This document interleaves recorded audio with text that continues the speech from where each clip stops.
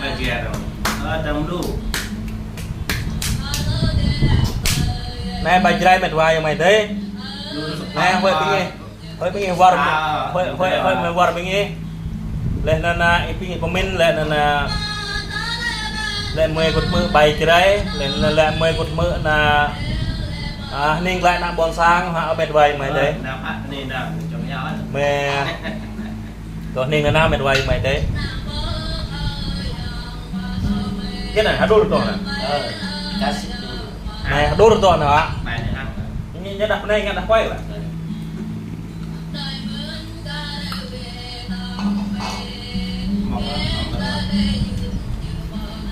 ôi bài này xin là nó có đấy bài này nè bài tre này nè mệt vay mày tới còn đúng hót lại mong con thịt neo lên con loạn con ngạ lên bụng hồ lúa mệt vay mày tới có lúc nghe chủ tăng nghe trà cái tiêu nghe tôi nhẹ mò nghe em trai nên là nghe cái từng là sao vậy nghe ta thấy rất rất mệt vay mày tới chủ thật tăng trà cái tiêu tay của tao tôi nhẹ mò nên là nghe mời tổ tiếp lên bằng cả Việt Nam là có cho đại môi lên đồn tru có làm pin là ninh tòa pan rất lớn mệt vay mày tới thì nhà tôi là một cái mạng bị cho đại chỉ nhà có mưa bài này chỉ nhà mày bữa thầu qua rồi này lên đấy đọc là đôi đấy đọc có đôi mệt vay mày đấy nhưng là bài chân ninh bài chân ninh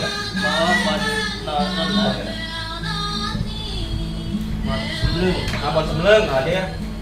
nhu là bòn sầm lưng mệt vay mày đấy thì nhiều bạn đi nóc bình nào mà cái bay của mình ta mưa ya cầm ăn do ta nên ta mưa nó lại nhập vào cặp ta rụp ta tổ bồn nặng bồn sang cái bình ta mới mệt vay mày đấy hót bây giờ tôi lại tiếp tục ta các bạn đi nóc ta nào các bạn đi nóc ta tổ chỉ nhà ta bùa đó là bọt kết mệt vay mày đấy từ ta mới bong nhầm vui này em tới một lức lại một lức ấy mấy bong nhầm vui một lức dòng tới thì nhà này đang có tiền là dòng thế làm có tiền hả một lực bẹ dòng tăng sau đã không ai á bị dòng mày thế á lực nhờ nên lo tiền nên nhập ra này nhập ra tập chi tiết như để giờ lên tập kim ấy kim nè còn là tập sao rồi mua loạn từ trần của đằng ta để không nói dòng tê mặt nhang mặt đây nè thì nhưng mà chẳng warpi hay nọ lên comment mà chẳng warpi hay nọ lên comment sa recom argao lên mời buộc chẳng comment gạo nọ tao là mạng loại comment lên ra nhậu mà không có rượu bập nhây nhậu mà không có rượu chi nhà mê bùi thủy dùa lê nọ cái nam là nhận mê dùa nọ khốp sting cái đôi này bài Sprite cái này dẹp lăng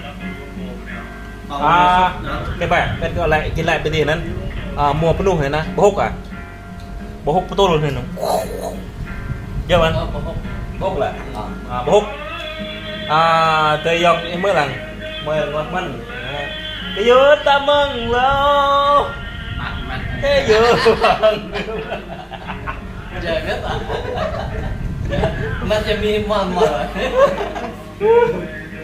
น้องไอ้ต้อมจะยกลังน้องบวงใบไป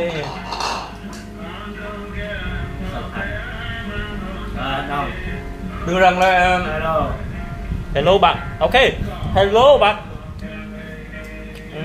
uống Sting khỏe lắm cảm ơn Sting khỏe lắm bạn ơi đó là Sting từ Việt Nam đấy Sting từ Việt Nam hay từ Campuchia ở đâu vừa hỏi Campuchia hello Siêu how are you สวัสดีครับ จุ่มริบซัว บน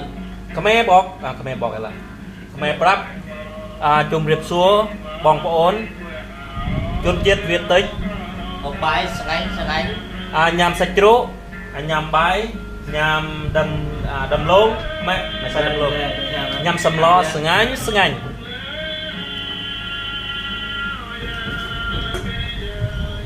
เล่นคลิปได้ มา เอ้ามือมอก ได้เนี่ยว่ามีบางอย่างอะไรยังวะ ได้นี่ยั่วนี่ มาแต่มีคนรับยาวมาเลยนะ มึงเก็บอ่ะ ได้มาเบอร์นะป่ะ ได้ไหม หมดไหม เฮ้ยกันนะเมื่อต่อเอาสิเนี่ย เออ เราเอาช่วงเห็นช่วงอ่ะ นั่นมาปะ มักมอใช่ไหม เดี๋ยวไหม ออกรอบอกมา เดี๋ยวแม่ก็ยุดแม่มึงเล่าเดียวแม่มึงดื่ม โอ้รถเอง แม่บวนซ้ำล่ะมึงยุดเดียวสุดท้ายหาไปอีก ก็ไม่ใช่ รังคือทำมาเยซิลโอเค นั่งรอจับมา นี่ไงนั่นนี่ฮะเราจะเปิด จับมา ต้องไปจ่าย แล้ว นี่นี่ ก็ปล่อยเตรียมบ้ามาฮะ ปะคน ตา ตามที่เดียว แน่เนาะกักจะเร็วเลยย้อยแปะผิดcái răng thế là rồi vô sang cái này ý là quẹ là một quẹ ú la cứ tớp bộ như là quẹ đó nghe kiểu như te mà kiểu cái hình là tớp bên nhỏ giờ cứ một quẹ là một quẹ bíp là là còn một quẹ bíp ผมเลยมีว่าเตอร์เนี่ยตัว nè cứ tập bíp เมย์ก็เมย์นั่งไล่นั่งเจาะนั่งไล่ nãy mình qua giùm mày tiền ok บอลนั่งเจาะ ok Nga lên hôm qua ok thank you bay là bay là bay là tức là win chơi đèo win cấp tam mới là ăn ngang này เหล็ก gọi đồ tặng bà ปา này เองบ้านที่สุด giờ ta sân ta đồ bay đồ tâm bà này em tâm bà là bàn ตอนชม tâm tọt rôm này bà thật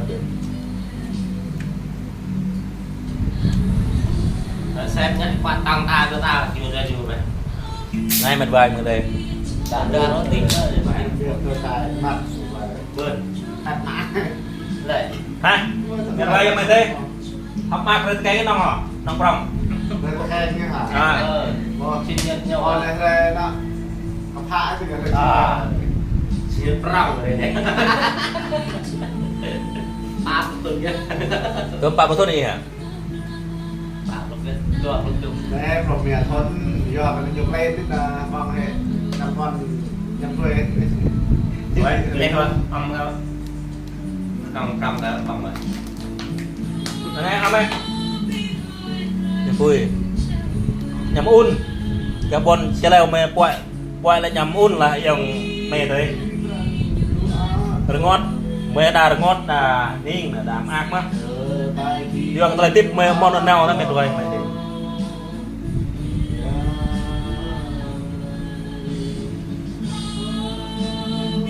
có mơ là bài to này là rõ bằng bạn lại ta lại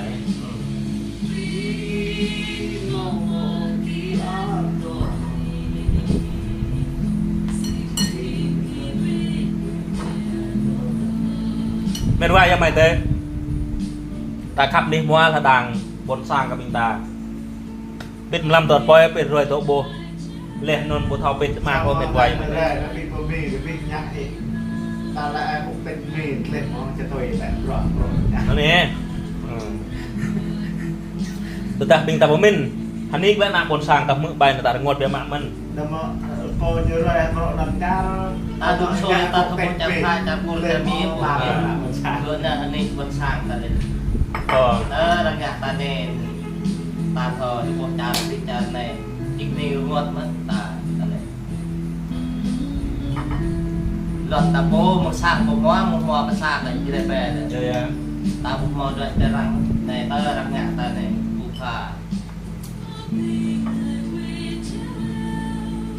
เม็ดว่ายังไม่เตยดื่มดิตาเขาแพ้พ่อเม็ดว่ายังไม่เตย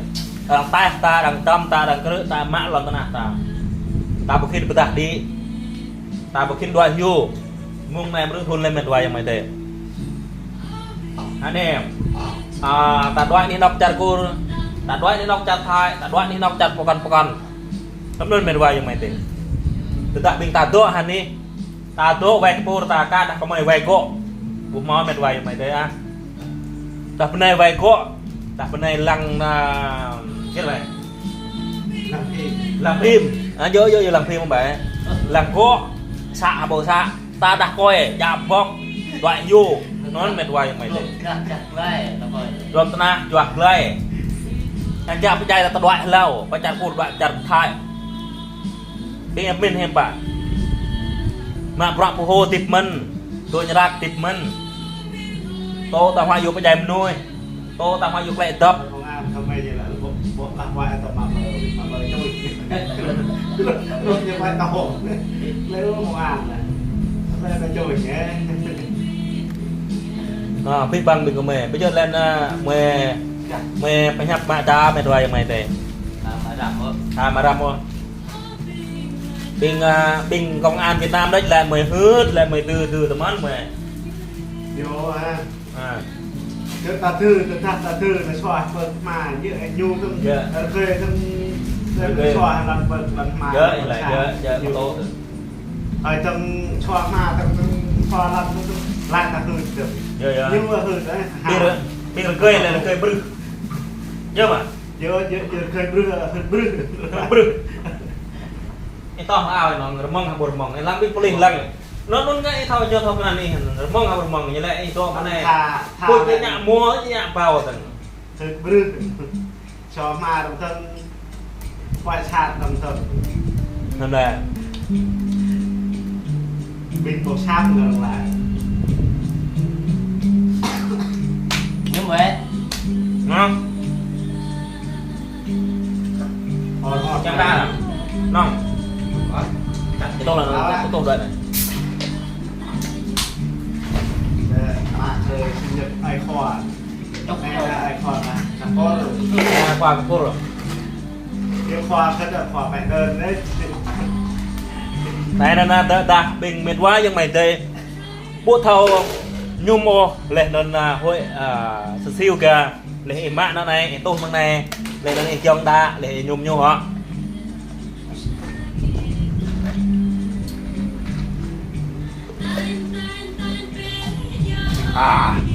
giờ mình tung bài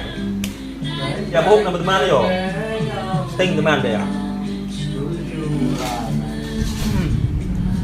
răng cái tô bóng nạ là bên ngoài như này đấy răng cả mười lại câu cả là đang lắc hết vậy răng mà dre không dre kết nhằm tàn không nhằm quan ô mày đừng tao mó nhằm quan từ này bỏng nó nạp đây đang thi phương nó bị thật nó bạn cười cho nên bên về cho mày đây bồ con em đi kiêng lăng mà bồ con mày về mà đấy giờ đặt vào quang đây cả một mong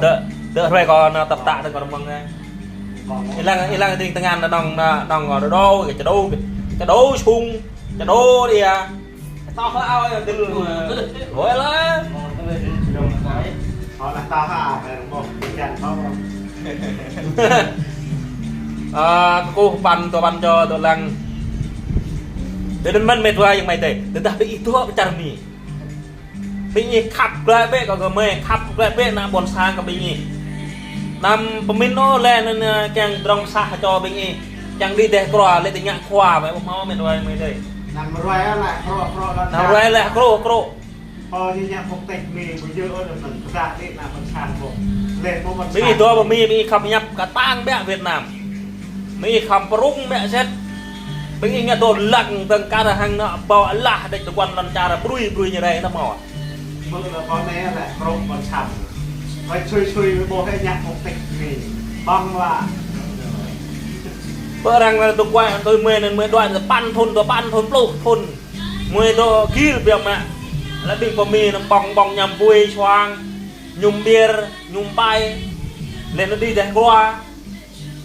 mười cái tờ câu là người ta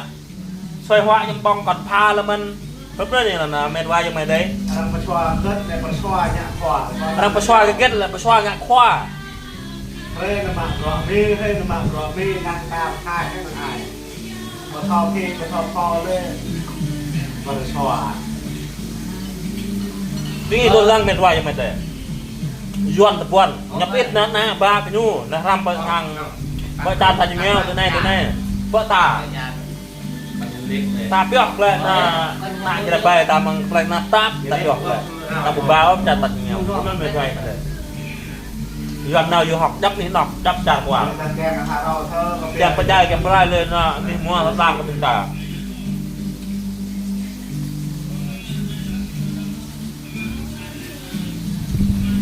ta vào xoa dân vào ta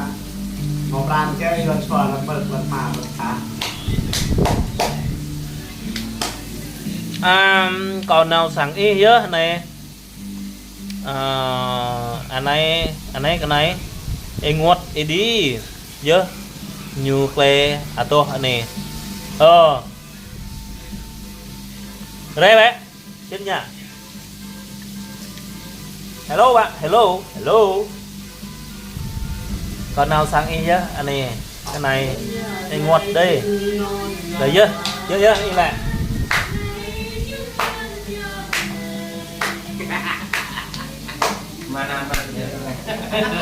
đi lại như lại bên ngoài giờ mình đây như lại có mắt đây chúng ta có xem bảo có mắt hả mắt hả đây thằng mắt hả có hẹp lô nên là chỉ nhờ tôi sẽ tình tôi luôn mắt có nhung tha thế này có nhung mình hả Sam nhung ta nghe ra này nhưng cặp đạp lên đi dọc ra này mình vai mà đây Sam đây nè có ruang đây là bụng mồi sợi hoa trong bông nữa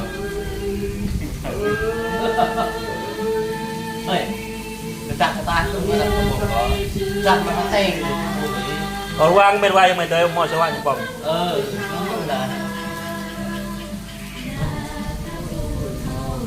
có ruang cái bên vai mày tới bụng mồi sợi hoa trong bông yuan sal kau tu pacaran này lại yuan nó bình poli bình dưới ta nè bình ngạ cán bộ bình ngạ là công an xa công an huyện nè bình dưới như lại còn như lại còn dưới như lại còn là độ này là như lại là cái cả không làm mà đòi có ăn như lại bên vai cho mày đây Yuan ta pap rồi, thì đây ta có lang ta đủ ý Yuan như hẹp kia, Yuan có một hẹp tam, ta lên thì đây là hẹp tam mà kèm thì đây là không đủ nữa, kia đi kia mà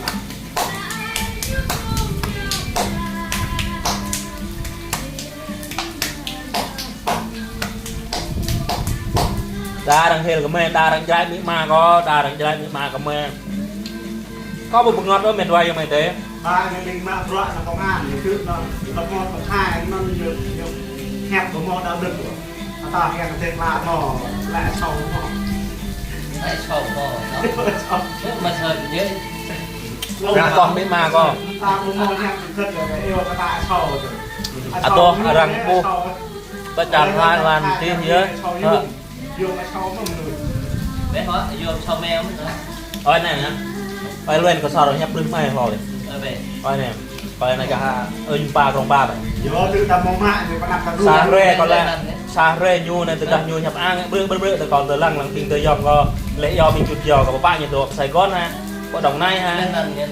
lên có sao rồi lịch này lên có sao lên có sao rồi người ta ra đấy kèm với cầm thuê ở đây cái tin có điều tra tùy mình cái đó ra nick bộ nick là phim này team này là công an Phú Yên này team này per bài cái saric này bí thư đã luôn lên là lang hồng phương siêu cô này bố sao là vừa ta cả giờ muông bình nhô rock lít nên giờ bơi nhung mong lại cười bơi nhung tạt leo ta từ từ từ tập làm ngày cara bình poli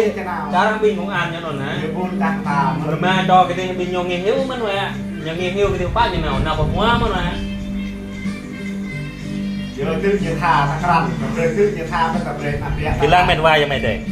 anh em bình nhẹ công an ngạ poli ta vẫn thò ta bình bự cái nạ bòn sang bây giờ nạ bòn sang lên làm prai tôi tiếp nạ bòn sang mang sang cửa sa rồi tới bình nghe hiếu sa rồi tới bình bộ mỏng bọt má bình nào bộ đi mua là đằng bình răng ở con lồ bình răng bằng bạc nhập đi răng cái tầng của mình có bình họ từ ta mới dây lệ rập con nhạc rõ nồn từ ta mới tiếp lệ mới chỉ clau bình như cái gì lên mới chỉ bạc tầng ngàn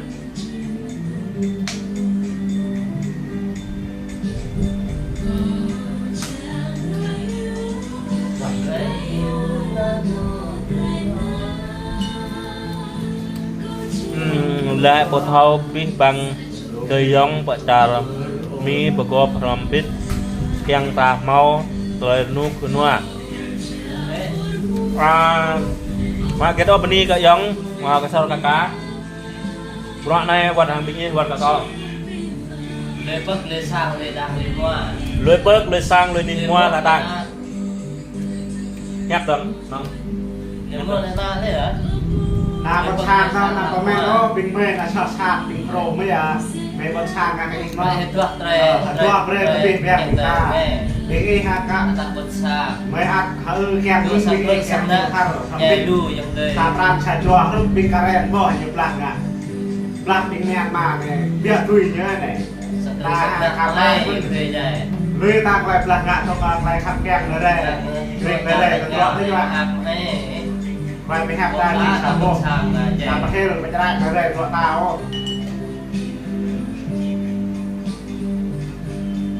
นี่ก็เคยนะตัวแกขโมยทะเลง่ายก็บินตามบนช่างทะเลชอบเลยดังมือตัวโยทะเลไปแฮปติงกระดกกระนาย้อนจะได้นั่นละแล้วตัวโปรกรงกระด้างทะเลไปบอมฟังกับบนช่างตัวเยอะเช็ดตัวมันเข้าบนช่าง กินเลย อยู่ให้ตัวเทรนรอบเลยหรือจะตัวเทรนและเวชาหรือใครจะชอบมาแบบนี้เมื่อยาบนช่าง vì tập phục tập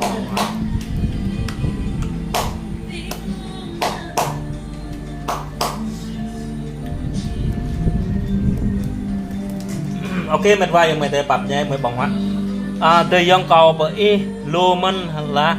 bên này kia cầm xe tăng qua đi để chiến tranh ha xe tăng thì để bữa nào thì mày lo cái thần của mày đi thằng lên tao sao rồi mày là cái thằng tao nói thật với mày á giàu là không bằng Hoàng Anh Gia Lai đâu mày chỉ là người dân bình thường làm nông bây giờ là mày làm cái bảo vệ chiếc xe người ta mà chơi được cả tướng mà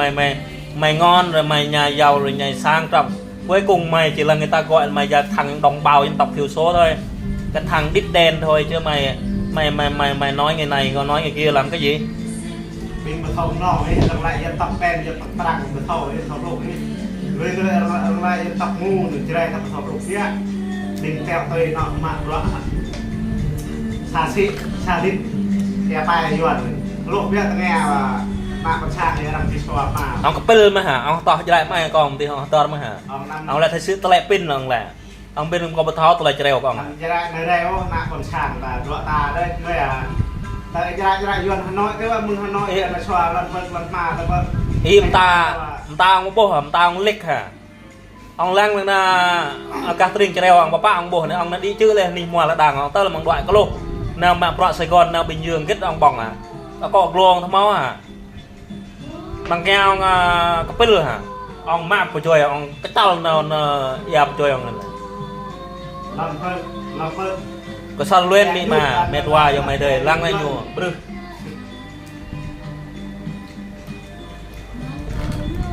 ta không lô luận của việc mùng bạc cho nghe tôi đây của việc mùng bạc ตาในน้องตาลำเพิ่งมันมาตาทำอะไรชอบละตา tôi ชอบ sắp rồi ตาลำเพิ่งก็กระปรักมากหย่อน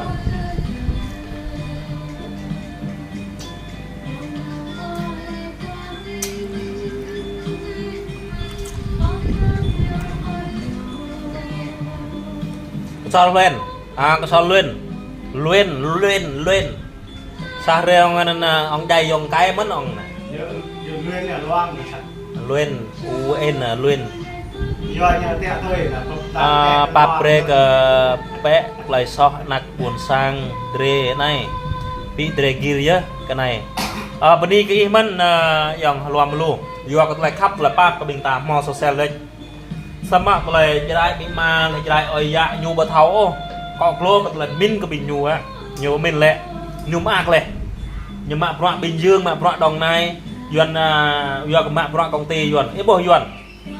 นด้วยลัวล้อกตายวนแนวจับตีนอกจับจารกว่าบิยวนกองหัววัดยวนกองสารวัดจับตาจันจะได้แต่ตัวมาฮันนี้มังมัวประชางประมัวและเกยมันเพราะมันมาเพราะจะติดเฮือนจะติดชาแล้วโอ้ปางเงี้ยđi yang đi gerak đi lang dap car kuara này nyu doi yo dap ni nok bin yuan kuan orang pemohil ne jo orang telebi bong nang bedrong pasah sempe kata takroh tu koi luen kesor ne mak pra wae teh memang te ma paang dut helah te ma sang no nyu pokrang pa ti rang na thmo buh no tele bong tu nong wa tana po rin sang takroh rub nên miệt wa yang mai te bây giờ có lên cái đó Sapia Kapui vui vậy bên đi Trinh đi của mấy này sinh nhật là sinh nhật là cho lại sinh nhật bia lên lần này rồi keng chứ này rồi tất cả ta rồi ta kèn là vừa lại ra lại mình vô đang ra mười cái mắt xa rồi từ đây mười cái bọ bình nhu anh ấy bình nhu ra của mình chứ này chưa ta đây nhân ra cái nhập phôi ra cái nhom po như tóc như ra cái nhập phôi ta nói sau đây là kèm mà chết la rồi mới đã khó bình nhu tâm là đập mình lên còn lại chân hẹp lên là tâm mà lư rồi chút rọ chút màu này chỗ mà này là tròn lao rồi cái lao rồi cái tay nó có chứ đâu như này còn có đắp là như này còn học dài mà ra ở dài cái không dài dài bên dài là dài là mấy hoàn kiện thôi có một hồi dài này còn nhập chợ cái ta cũng từng mà ta lại ra màu lệ của cô ấy ta hiểu bằng lệ bao chui về ta ra ta chặt hiểu bằng lệ học tập được kẽ anh em mình nhận ra mày một trình độ văn hóa đình kli kli brak cà phê bò cái tốt good mèo chứ nên chỉ đâyของพ่อมาแล้ว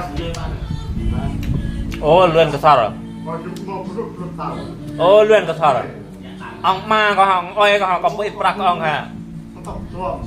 ông hỏng bị có kết à อ้าวไม่จะชุ่มมันค่อนเยอะเลยผมได้ชุ่มแล้วก่อนเดียว còn một lúc hả có bắt to hả tao có bị brak ông hả ตามแล้วเนี่ยเดี๋ยวพวกนี้ còn một brak còn ham là mi còn một brak còn ham gặp tiền bò rồi bây giờ mang cả dạ mong là lúc đầu ra còn một brak còn ham pernah kau bermak เราจะไม่ทุบก็ได้ไม่ còn một brak còn boleh pau bây giờ có boleh dua ép ông à อย่าตรง cái còn nó pin có ông à pha brak nhung của hè ông Allah mà brak ông nào có bình dương nào đồng này ngu tốt nguy ra đi lép to có ông nguy ra đi hả có luôn ba ông biểu เยอะคือเยอะเงี้ยนายยุ่ยไม่เบื่อดีตกกันยังมองรักวะคุยกันมองรักไม่เป็นชนะ đó như lẽ na nhà brak cà phê như mình clip nặng cà phê thằng họ ha cà phê ha mấy ông lép đó ông ha nó bong ăn đầm lạ ông mình mười bậc kinh hiệp sát con hả ông thao đôi nè đôi nè mười này là đã sang cự le cự sẽ thôn dùm lần mười bờ to ta anh em chỉ bực của mẹ sạc rề bà bạ bình gì nào โบกเลยรูปกำลังจะแนะนำตาเขาเท่ด้วยโดยยิ่งใหญ่ตาบนฉากแต่ชัวร์มาบนฉากมันต้องตากันกระโดดแค่เฮาลังเฉยๆลังเล่นเฮาตัดเปีย cha treo thu bột lên với nhọc lên là cái cự nghe cái khi đi vô không bà chỗ mà ra mà thích cái xa đặt hoa một tuần dạ tuần sôi tuần từ đất này rằng cái đi mong bắt đi tại đông tự tại đông để แล้วดูในชอมาถึงจังตะแปดตะเทยเตยหัวชอยแล้วก็โยกยะมันแกยะนักเปาะเขาแหละนะanh từ đó đến tôi từ nam đến như là có lại sao đó anh từ nam là có đất ở đây là đất của tàu đó cụ lêu nhuận đấy chẳng nó lại còn tràn ra lại nhuận hèm nó còn lại nó đà lu mất cọp tàu chả nhuận bạc hèm nhuận nằm chặt bó mình đã lại nhuận bạc chặt nhuận nằm hèm บิงนะจะเร็วบิงนะกรองปลานะอายุนปลานะฟูเทียนนะจูเซนะดักลักดักนองลำดองกอนตุ้มนำวัวโอจาร์ตะโป cứ chạm mẹ cái chim mình treo mấy này treo mấy này vừa này ระวังไม่ก่อนน้ำมันหัวจังบองเล่นบิงจะได้จะเร็วกะลิแค่นั้นตีตาเมื่อชีกรุก็ลันลากะลิก็เอาเก็ตเอามาก็ฮะเอามาก็เยอะก็เอาบัวก็เยอะมากก็เก็ตก็พาปลักเอาไงเอาเข้ามาก็ใจมีก็ใจเลยbên này con mò sáng no con mò kết ông của mình có từng lại sang hả giờ có ông ấy là tự mạng là tùy dòng bên vào tự mạng bên này còn này ông ấy là vô keo đi tùy dòng bên vào còn này ba ông à ông lo rồi ông à đây mệt vai giờ mày tùy lăng coi luen nên là có tự mạng ra bao nọ tí hả nhuận quẹ sâu nó như bộ vai quẹ nụ là quẹ là vai nó nặng còn quẹ ba là mà nó hư biện thì để đấy khâu ta mất vịt sâu mất vịt nụ nó bộ vai ô nó đang quẹ nó vai của ta nó nằm mà qua nào làm quẹ nó là vai quẹ mà thọ rơi biện thì để có lẽ nhận nó công an viên nó mỏ pràm mình lứa công an viên pràm biết công an viên mật mỏ pràm phải rùm rằng đặt tụi mình coi bên này đâu mà tàn thuộc lạเลยông hiểu vai là chủ đều là công an viên mật của mình ở vai nó em mất tay thôi nó vai tụi rùm nó tiền để không nồng thằng pet vừa trông quá leo ba thì hợp liệt cũng mò lên thật rượu mà ai nó bạc vừa cho một bè mai chưa để nó có thọc rễ biết tai có thọc rễ có tai có thọc rễ có ra này mình quay mình đây thật nên mình có sao luyện có sao ông nhập một lạc đấy á cho ta nằm mai đó nằm heo đấy biết ông ta kén ông một mập luôn mà nghe hả một mập menu một bùi một mó hả luôn mà nghe hảตัวบอยมันนู่นเขาว่าตัวบอยหัง อะไรคือสำนวนลังการกับบังคับที่อยู่ทางโลกจอดตะกุย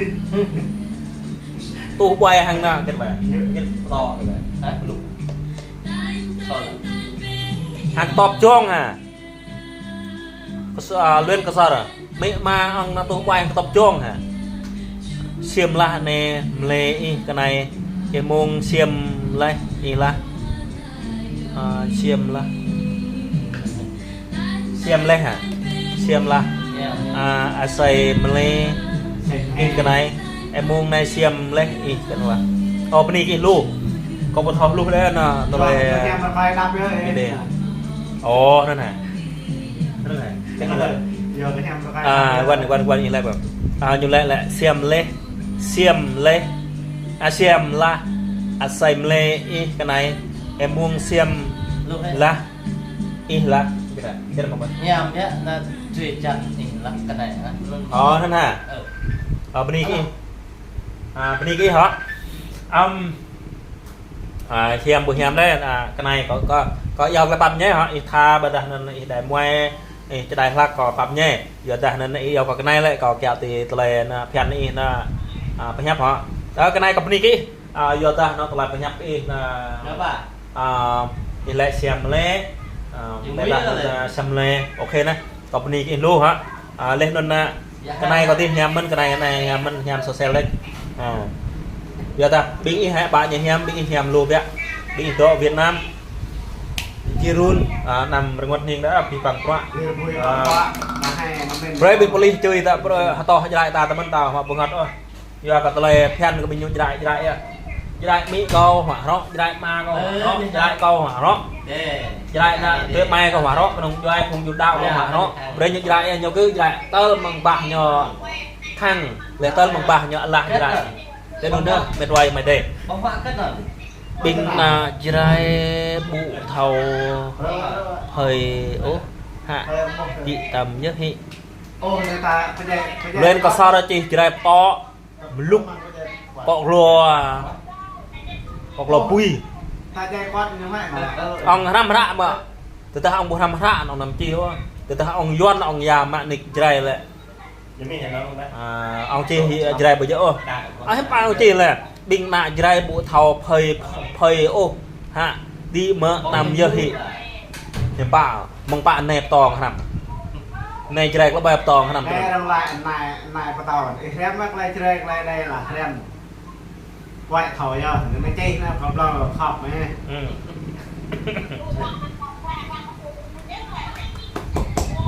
เราแลกทัวร์กันเจริญแล้วบุมมอเทมพระเหรอตาบุมมอเทมพระเขาตีเบี้ยไปย้อนตีเบี้ย nè lại gọi lên ha lên cái sơ ông ha ông ba không cho rồi ha há ba lên cái sơ rồi há không cho lên buộc thầu play ô ông há lắm á ông lắng cái này há là hơn nó không cho mình nữa nó há lắm á ha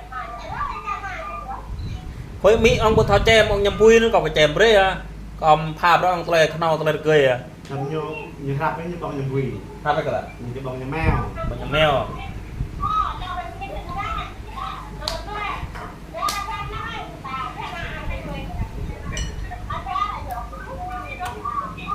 ha ha đó này không cặp rơm nó hem nó có lại ông nhung ném mà có gò đà ông nhung bay tốt nhung bay nhung chụp hot cái tờ lệ bị hem bạc lệ các ông à nạp bên này riêng đứng sĩ to đứng sĩ plôm đứng pleb các ông hot pleb các ông bay bên này như hẹp cha cái ta pleb các ông cà phêเขาหนักbên này như heo ờ เดี๋ยวต่อทำจ้าต่อทำจัดหนักbên này thì huyết mình mò cái bì huyết đuอยู่ cá bây giờ này cái gì bật vô không mua cái tôm mình tôm thì cá bây giờ này cà phê nhập pla tiêu nhập pla cao su nhập pla plôm nhập pla còn plei pít chứ còn lại có ong lên cái sọt ong cái ong bự hả bây giờ cái này cái như hư cái như nó điện thoại làm cái màn hình hư trà cái như tao xuống cha Việt mà làm như vậy em đây đúng vậy hình tao cha ấy nó mình nạp lại là bạc rồi nhiều đấy vậy phải như ăn cái lại nhiều nọ một chục ta xinh tinh bì à mà đã mà đã ปีเยอะ hello ตัวยอมเม็ดว่า หมด đã bì à หมดแล้ว ไม่มีน้ำแข็งเลย น้ำแข็งหมดแล้วมาพี่น้องสวัสดีครับเพลงกระสอบแต่ถ้าเอาแล้วเอาหมอกกันนอกตะไลกันเน่าตะไลเกยตุ้มตะไลพยับลงเท่าอ่ะเอาจี้มาประกอบ cái em hôn cảnh bò จันบ่ออ่ะดีจันบ่ออ่ะไม่ดีจันบ่ออ่ะ đi chân bò cầm cái đó thật to bò không đi ta lấy cái ta cho thịt bò bò đứng dậy chạy té lên เท่ากันตะไลทิพย์นะจะได้ไปกับบิงตาเอาหน้ายวนตัวเอาหน้าเดตัวเอาหน้าพนาเอาหน้าจะได้ตัวสัมเปรตตะไลทิพย์ก็เอารองทิพย์ตะไลทิพย์เอาโก้นำบริมือจะยองมาเกิดตัวมีมาก่อตัวประจานไทยมาตัวประจานเวียดนามอังนำนุ้ยอังนำนุ้ยมันมาก่อโลตะไลมินเอามาตะไลสมอังมาแจมเพราะกระดังพายองดาเปะอเดยยองหมอบรึโอ้ยองจีปังงาอเดยโดยปังงาปังงาก็โลตามเมาเลยคาเลยbây giờ glo ta bụng màu tây miến còn lại con này anh ấy ông hẹp bự co kiêu kiêu còn lại nên giờ ta nên lá cà Việt Nam còn màu tây đá còn lại ta từ ta còn ngại giang hồ ăn màu kiêu kiêu còn Sài Gòn có đồng này ăn màu sò xèo đấy xong mà cái bọa nên lệ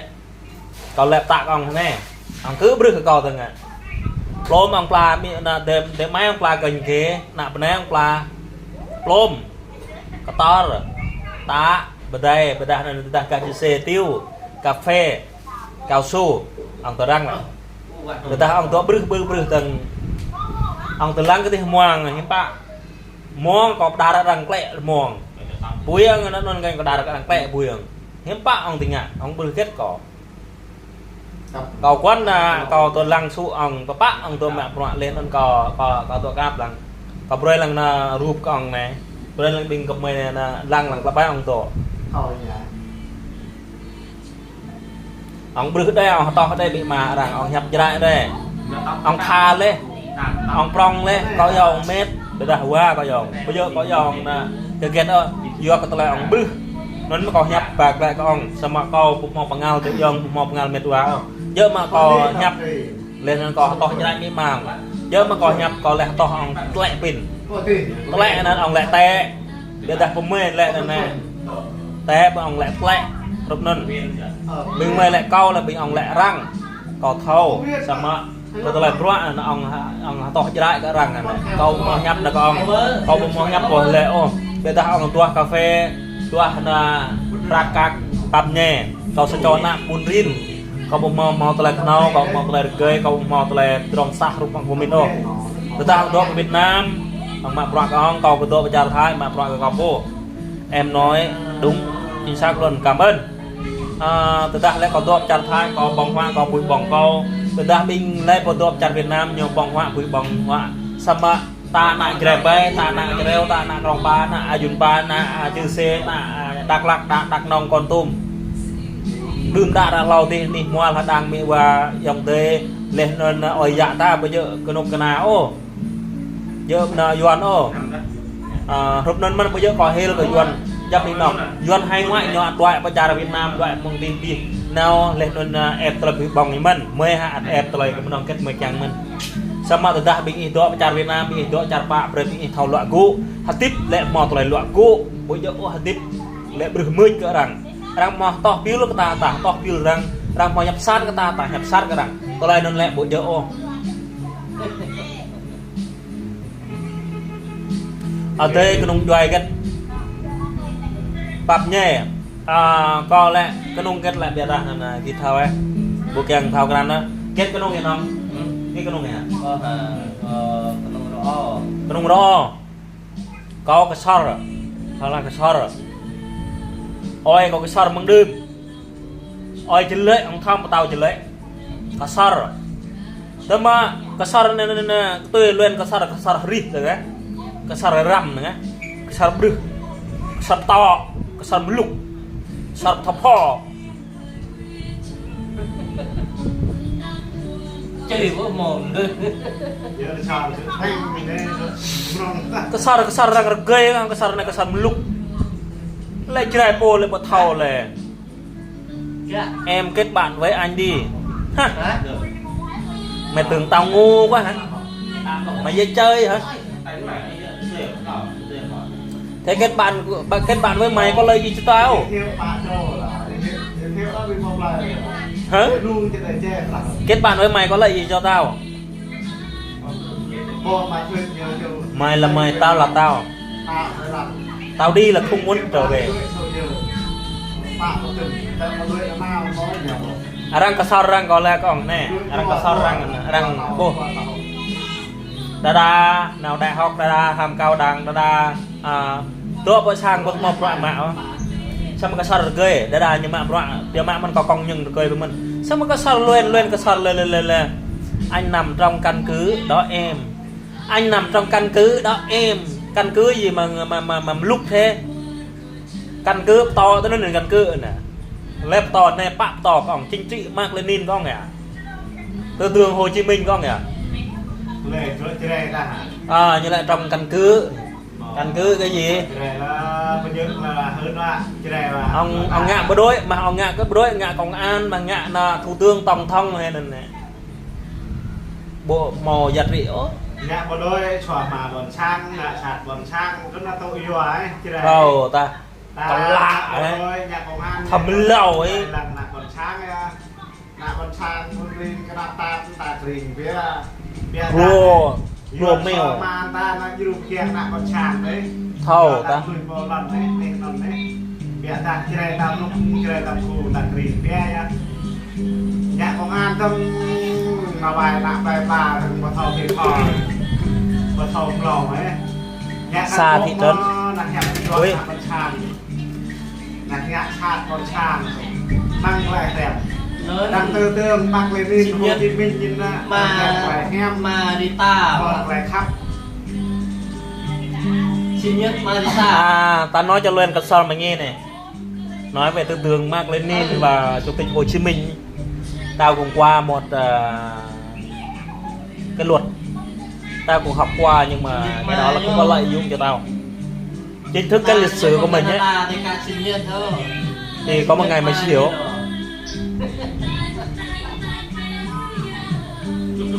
Chính trị Mác, tư tưởng Hồ Chí Minh, ai mà đi quân đội, ai mà nằm trong cái bộ chính trị và đảng viên của nhà nước ấy, đều học hết. Trước khi vào cái bộ ngành chính trị và đảng thì phải học tư tưởng Mác Lênin, rồi tâm lý xã hội, còn về cái luật pháp, hiến chương này kia. Chuyện đó mà ông Luân Cát Son mà chưa đủ vậy mà còn chửi người khác. Ôi chào anh trai, cảm ơn em, chào anh, tạm thời là anh trai, cảm ơn. Nhưng mà anh năm nay thì 30, anh không biết em năm nay bao nhiêu. Cảm ơn lời chào của em, cảm ơn vì sự tôn trọng của em, anh xin cảm ơn. Xin lỗi, tại vì đôi khi thì tụi anh cũng vui vui chơi mà nghe những anh em nào mà chửi mình á, mình cũng hơi bức xúc. Miễn sao là mình không chửi ba mẹ của ai là được rồi. Mình thì nói thẳng thắn thôi, mình không thích mà người nào mà nói xấu mình và lại nói xấu anh em rồi này kia. Mình là mình, họ là họ, mình làm ăn chỗ nào,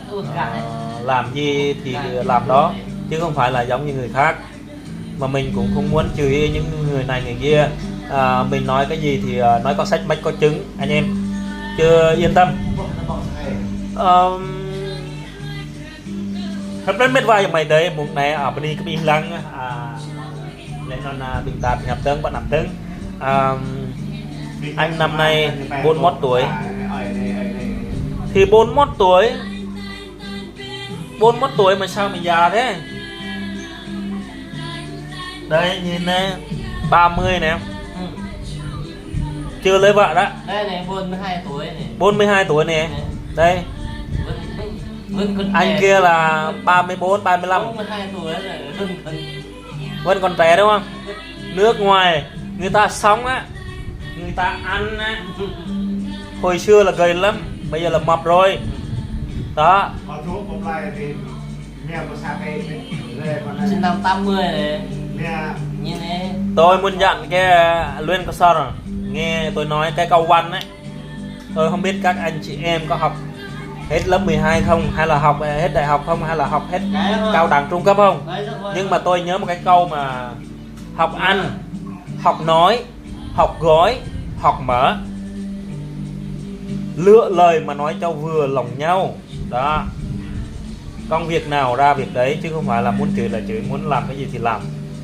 Chuyện đó là tôi không chấp nhận. Việc nào ra việc đó, anh là anh, em là em. Các anh không làm được cái việc này để người ta nó làm, các anh không làm được việc kia thì nhờ người khác nó làm. Cho nên anh làm ăn thì anh làm ăn, chứ đừng xí cái này xí cái kia. Mặc dù anh làm cán bộ đảng viên cấp cao của nhà nước, chính quyền Việt Nam, nhưng anh phải hiểu, người ta không chửi anh và người ta không nói này nói kia là anh đừng có nói